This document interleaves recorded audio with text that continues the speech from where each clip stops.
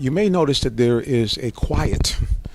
For the first time, we've been broadcasting. Now we are in the media room, and everybody else is inside. But we're here at the National Black MBA Conference here in Atlanta 2014, and it is nice to be in a little bit of a quiet. And I have a lady. I'm very happy to let her introduce herself to you because I've introduced people from Chicago, people from all over the country, but this woman is from right down the road from where I grew up in Connecticut. She is from the New York Black MBA contingent, and she's going to give you her official title and her name right now. Hello. My name is Michelle Mccleary, and I am the president of the Metro New York chapter of the National Black MBA Association. Madam, how long have you been the president of the association? Since January. I'm actually a new president. I've been on the board in other capacities. I had 2 directorships, and I was also a vice president, and I became president in January 2014. So no newbie are you, a veteran in the affairs of the NBA, both nationally and New York? Not at all. In fact, I've been volunteering for decades. It's really my passion to give back. Well, what is it that keeps you so firmly tied and now taking on a leadership role in the NBA? The National Black MBA Association is a wonderful organization filled with very skilled people who are passionate about service. We run these not-for-profits, and we don't get paid 1 penny. We get paid 0 times 5. That's how much money we get paid. And we are, people get paid 6 figures for our job, but we care about our community, and that's why we do the work that we do. And for those of you who are bad on math, 0 times anything is 0. Listen, each chapter I know, because I'm down here in the Atlanta area and I used to be more involved in the MBAs, and yes, I'll be back. But at the end of the day, what are some of the unique things that the New York chapter might do that you can let people know about who might be in the area watching this, that they would be compelled to come out and maybe see how you guys do it in New York? New York is one of the biggest chapters in the country. The youth program Leaders of Tomorrow actually started in New York, and we came up with the idea, and then it spread nationally. There is some discrepancy, but the Black MBAs actually started in New York City.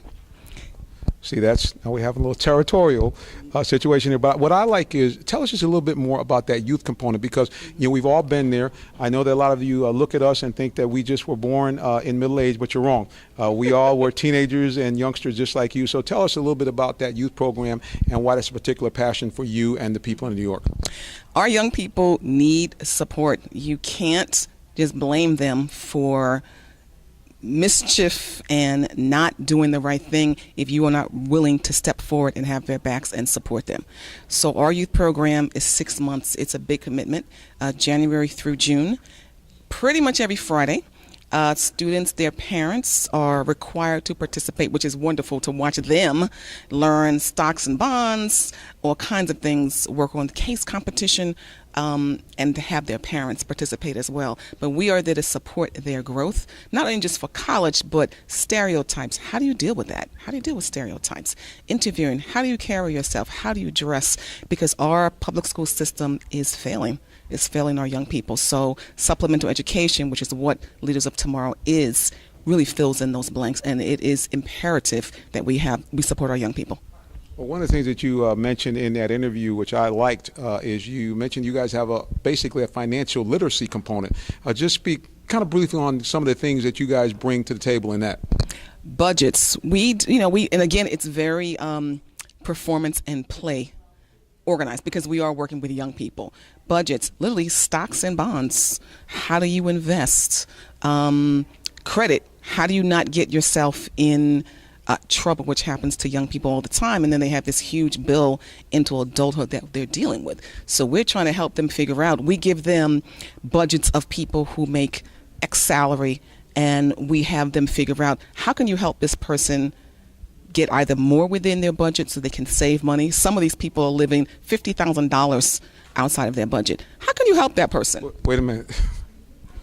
Now, for some of you who know me personally, I've had my own challenges financially, but $50,000 over budget? There are some, if you make $400,000 a year and you're living that lifestyle, you're paying $1,000 a month for some kind of exclusive membership, plus your mortgage, plus your clothing.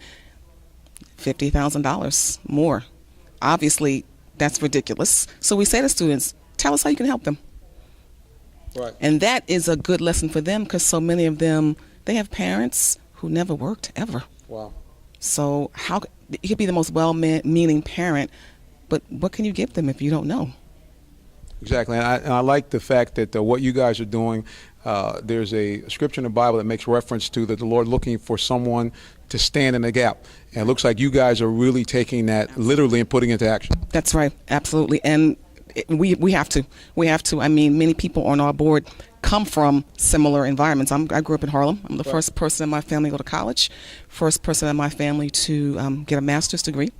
And I really believe that I had people in my life who supported me and helped me figure out which way I needed to go. And I just feel like I must do that with young people, but also adults in our community who also need help. Our entrepreneurs, we work to support, mentor, and train entrepreneurs as well. I'm glad you mentioned that because that's what I was going to ask next is the idea of mentoring seems to be a big factor in the MBA. For you, how important is it to have that as a key component of any of the activities the MBA does, either nationally or locally? I think that on our board, we have 18 MBAs. We have a few people who have master's degrees in other areas. We have people with an MBA and a master's degree. We have some serious talent on that board. And with the kind of talent both on our board and just in New York City, in my opinion, there should be no reason why so many businesses fail. There really shouldn't be. So we really feel, again, we have the skill. We want to give it. Well, you hit something also that I think is very compelling. And again, I'm relating a lot of these things back to my own life. Now as I am, have to admit, yes, I am old school. I am finding, however, that you need to humble yourself and be willing to say, I need a mentor regardless of age. That is 100% true. This week, since I've been here, I've already asked 2 people to be my informal mentors. Wow. Now that is huge, coming from a woman who's been involved at leadership for a long time. Now the president of a chapter, which is one of the largest in the nation. Well, you're telling me you've sought out 2 people here at this convention to be your mentors. Absolutely, and I'm looking for more. Absolutely. Well, I'm going to tell you something. I am really very excited to meet you because, like I said, I've met people from all over the country. It's always good to meet somebody from back in your homeschool area. Right on. And I can tell you that your mentoring is working because the young lady that allowed us to do this interview, she has been on point from the moment I saw her. And she made sure with follow-up, Mr. Simmons, you are going to interview our president, right? And this is where we are. So it does show that your work is paying off, and that must make you proud. It really does, and it also makes my life easy. I have a fabulous, very skilled board.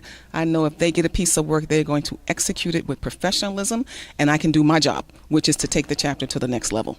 What it is, here at the National Black MBAs, showing you how important it is that leadership is looking for more leadership, not only from below, but also from above, looking not only to be a mentor, but being mentored. We're going to bring you more from the National Black MBAs. I'm your host, Minister Jonathan Simmons, and we bring it to you as we do each week, live on the scene.